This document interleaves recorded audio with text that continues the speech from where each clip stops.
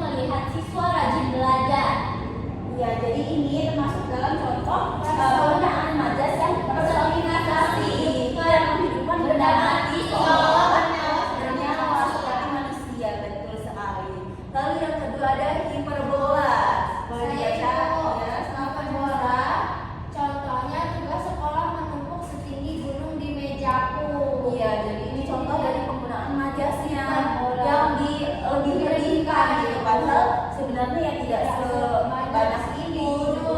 Iya, betul. Lalu yang ketiga ada sarkasme. Boleh dibaca Syifa? Wah, nilainya luar biasa, sampai hampir nol semua. Iya, di sini dia sarkas ya, dia membicarakan pada temannya. Wah, nilaimu tuh luar biasa, luar biasa. Kan kita beranggapan bahwa ya Baik, bagus ya, bagus. iya. Tapi ternyata di sini dia menjatuhkan hampir nol semua. Dan itu tidak sopan ya sebenarnya ya. Iya, baik. Iya. Nah, selanjutnya ada contoh penggunaan majas dari klimaks. Seperti contohnya mulai dari siswa, guru hingga kepala sekolah hadir. Di sini menjelaskan bahwa di misalnya di suatu acara di situ siapa gitu ya, ada muridnya hadir, gurunya hadir, dijelaskan gitu ya. Iya. Nah, yang terakhir ada penggunaan contoh dari ironi. Contohnya seperti rajin sekali datang ke sekolah selalu paling terakhir. Ya, ayo siapa itu yang sering seperti itu? Aku sibuk karena aku naik jet. Wow, iya Naik ya. helikopter. Berarti ironi sama sarkasme itu hampir sama. Iya, Ironi itu lebih ini loh, Lebih halus dibanding sarkasme. Sarkasme ini sudah paling tinggi gitu ya. Iya. Selalu belak-belakan kayak sesuatu ya. Tidak boleh seperti itu ya. Oke, kita fokus lagi anak-anak. Fokus ya. Oke, kita lanjut. Ini sudah paham ya bagaimana contoh penggunaannya? Oke, baik. Nah, di sini setelah tadi dari contoh penggunaan beberapa kata atau kalimat, di sini Ibu memberikan contoh dari penggunaan majas pada puisi Senja di Ujung Kota. Siapa yang mau membacakan puisinya? Saya, Bu. Oke, silahkan Dea. Senja di ujung kota. Senja menempahkan jingga di wajah langit. Angin berlari membawa sisa rindu. Burung-burung menulis puisi di udara. Dan aku diam, menyimpan bayangmu di mata malam.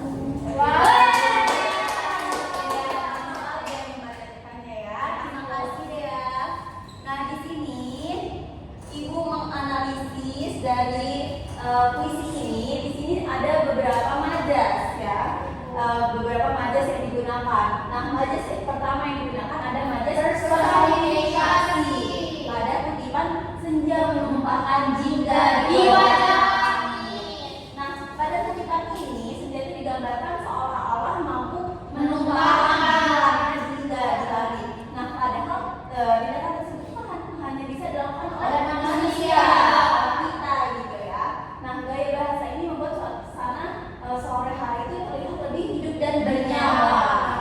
Nah, jadi makna yang disampaikan pada kutipan itu di situ penyair ingin menunjukkan bahwa keindahan dan kehangatan suasana senja yang begitu lembut dan menenangkan. Nah, penyair menggunakan majas ini karena untuk menghadirkan gambaran visual yang indah dan membuat pembaca seolah-olah merasakan perubahan warna langit di waktu sore. Nah, jadi ini ya contoh dari penggunaan majas. Jadi bisa lebih membuat kalimat atau kata itu menjadi lebih hidup dan membuat pembaca itu lebih merasakan apa yang dituliskan. Nah, selanjutnya pada puisi ini juga menggunakan majas metafora pada kutipan dan aku diam menyimpan bayangmu di mata. Nah, di sini kalimat ini tidak bermakna sebenarnya bayanganmu di mata malam. Nah, itu kan merupakan metafora dari kenangan seseorang yang masih tersimpan di hati penyair. Mata malam itu melambangkan kegelapan Dan sedih juga. sedih gitu ya.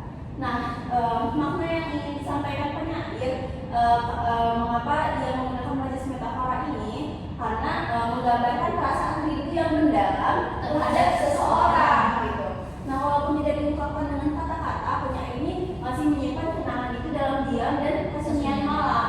Nah, jadi metafora majas metafora ini menghadirkan suasana yang melankolis dan tenang. Jadi bisa membuat tulisan itu lebih bisa bermakna dan bisa lebih dirasakan oleh pembacanya. Jadi sudah paham ya bagaimana ini contohnya? Sudah benar-benar paham? Oke, jika sudah benar-benar paham, kita asah kemampuannya. Sudah paham kan tadi semuanya?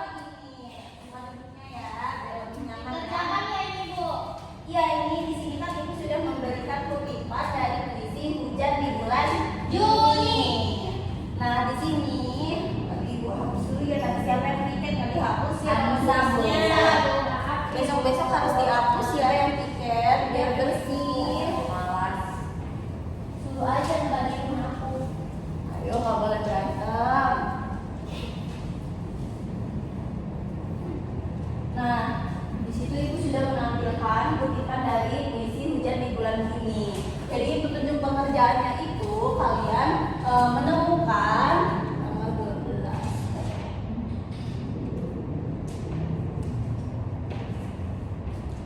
Petunjuk pekerjaannya kalian menemukan dua majas atau lebih yang menurut kalian ada di dalam kutipan itu ya. Benar. Ada puisi.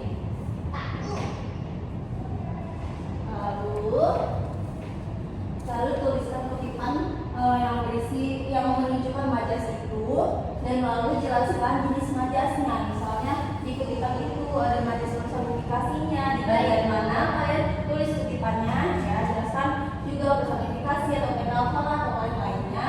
Lalu yang terakhir kalian jelaskan makna yang disampaikan penyair melalui majas itu. Oke, silahkan dikerjakan. Nanti ibu cek satu-satu ya.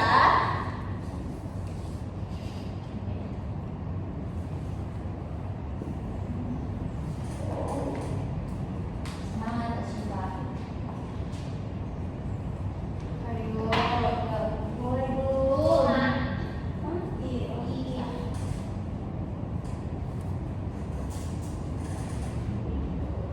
Silahkan. Kalau ada yang tidak jelas, silahkan tanyakan ya.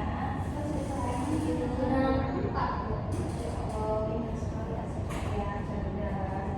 Dia kenapa cara menulisnya cara-cara seperti ini ya? Jadi main magic, Bu. Apakah bisa dilakukan? Bisa, Bu. Main magic saya nanti saya ulang yang bagian jawaban yang nanti kira-kira mau tahu ya. Iya, lebih bagus, lebih rapi ya, cerdas. Sudah, Bu. Sudah, Anissa sudah. Sudah, Ibu. Aku mungkin satu majas di situ. Oh, satu doang? Kasih dulu ke selanjutnya. Oh iya, silakan. Satu. Iya, silakan didapatkan di analisis yang lainnya ya. Ibu, ini dibaca apa ditulis? Ya, Dibaca apa ditulis, Bu?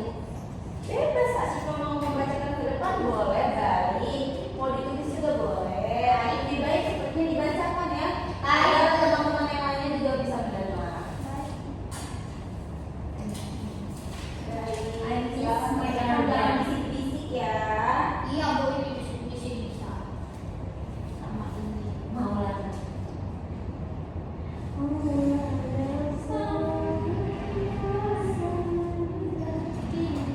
Bagaimana, kau sudah mengobrol? Sudah. Sudah, Asyifa sudah. Yang lainnya sudah selesai. Sudah, Bu. Oke, siapa yang mau maju ke depan menyampaikan isi tugasnya? Saya, Bu. Semuanya memang pandai sekali. Silakan Asyifa maju ke depan. Teman-teman yang lain mohon simak ya.